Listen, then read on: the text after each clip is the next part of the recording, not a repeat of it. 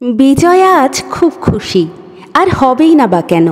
ছেলে সাউথ সিটিতে ফ্ল্যাট কিনেছে, ভাবা যায়।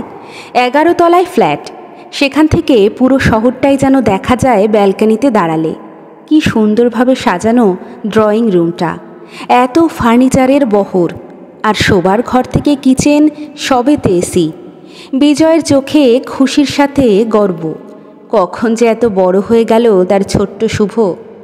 ওর সারা জীবনটা তো বাসে ধাক্কা খেয়ে উত্তরপাড়ার ছোট ছোট গলিতে ঘোরাফেরা করে আর 2 বেডরুমের ছোট্ট ফ্ল্যাটেই কেটে গেছে। কখনো ভাবেনি যে একটা দিনও এই কলকাতা শহরের 1.5 কোটির ফ্ল্যাট চোখেও দেখবে। না, লোভ হচ্ছে না, সেটা ওর কখনোই ছিল না। আনন্দ হচ্ছে ছেলের জন্য, ছেলের এত সুন্দর একটা জীবনের জন্য। তাহলে আমরা কবে এখানে শিফট করছি শুভ? আমরা? বাবা, শুধু আমি শিফট করছি। আসলে তৃষা আর আমি বিয়ের পর একটু পার্সোনাল টাইম চাই, তাই তো এই ফ্ল্যাটটা কিনলাম। আর উইকেন্ডে তো দেখা হবেই। আর তুমি এই বয়সে তোমার পুরনো জায়গা ছাড়বে নাকি? চোখ দুটো জল জল করে উঠল বিজয়ের। নিজেকে খুব বোকা লাগছিল। কেন ভাবলো যে ওই ফ্ল্যাটটাতে ওরা একসাথে থাকবে?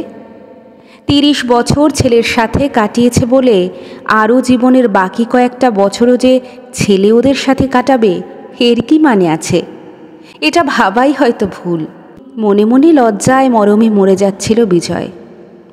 হঠাৎ একটা ঘটনা মনে পড়ে গেল। ছেলের 5 বছরের জন্মদিনটা বড় করে করবার ইচ্ছে ছিল, কিন্তু ব্যবসাটা সেই মাসে ভালো চলেনি, তাই নিজের ক্যাসিওটাকে বিক্রি করে দিয়েছিল। আজ ওই ক্যাসিওটার কথা খুব মনে পড়ছিল, কানে বাজছিল যেন টুংটাং সুরগুলো।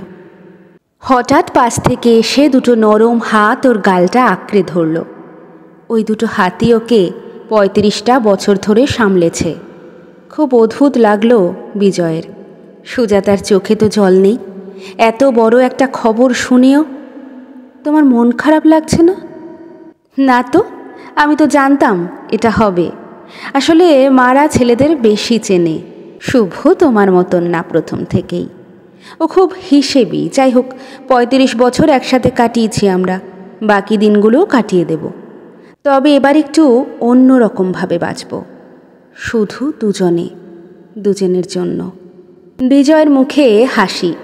হঠাৎ মনে হলো এই 2 বেডরুমসের ফ্ল্যাট, উত্তরপাড়ার সরু গলিগুলো, আর এই মিষ্টি মুখের একজন শুধু ওর, একান্তই ওর।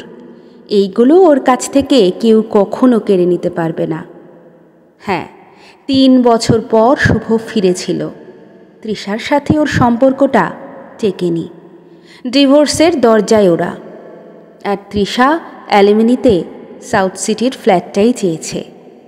বিধ্বস্ত চেহারায় সেই রাতে ফিরেছিল শুভ মা বাবার কাছে, নিজের বাড়িতে, নিজের লোকের কাছে। পরের দিন সকালে কফি নিয়ে সুজাতা ওর কাছে যখন গিয়েছিল, মাকে জড়িয়ে ধরেছিল শুভ। হয়তো সে একটা আশ্রয় খুঁজছিল। সুজাতা ছেলের মাথায় হাত বোলাতে বোলাতে বলেছিল, ধীরে ধীরে নিজের জন্য একটা ফ্ল্যাট খুঁজে নিস। আসলে তোর সাথে থাকার অভ্যেসটা আমাদের চলে গেছে, আর এই বয়সে নতুন করে অভ্যেস তৈরি করতেও আমাদের ইচ্ছে করছে না। শনি রবিবার আসিস, দেখা হবে।